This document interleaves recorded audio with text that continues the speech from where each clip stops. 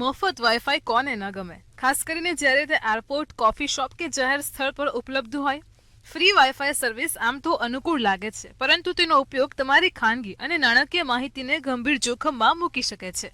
Digital સલામતી વિશે જાગૃતિ લાવવા માટે ભારતીય કોમ્પ્યુટર ઇમરજન્સી રિસ્પોન્સ ટીમે જાગૃતિ દિવસ પર પહેલ હેઠળ એક નવું રિમાઇન્ડર બહાર પાડ્યું છે. તેમણે જણાવ્યું હતું કે સાયબર ગુનેગારો જાહેર વાઈફાઈ પર અસુરક્ષિત કનેક્શનને સરળતાથી અટકાવી શકે છે, જેનાથી યુઝર્સને ડેટા ચોરી, નાણાકીય નુકસાન અને ઓળખ છેતરપિંડીનું જોખમ રહેલું છે. સરકારે લોકોને આવા નેટવર્ક સાથે કનેક્ટેડ હોય અને ત્યારે ટ્રાન્ઝેક્શન કરવાનું કે પર્સનલ ડિટેલ્સ દાખલ કરવાનું ટાળવા માટે ચેતવ્યા છે. જાગૃતિ અભિયાનના ભાગરૂપે કેટલીક મહત્વની સેફટી ટિપ્સ પણ શેર કરી છે. લોકો અજાણ્યા સોર્સમાંથી આવતી લિંક અથવા તો અટેચમેન્ટ પર ક્લિક ન કરે.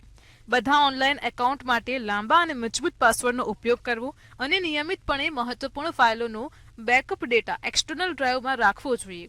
આ આદતો પર્સનલ માહિતીની આસપાસ મજબૂત સુરક્ષા બનાવવામાં મદદ કરી શકે છે. આવી જ માહિતી માટે જોતા રહો મંતવ્ય ન્યૂઝ.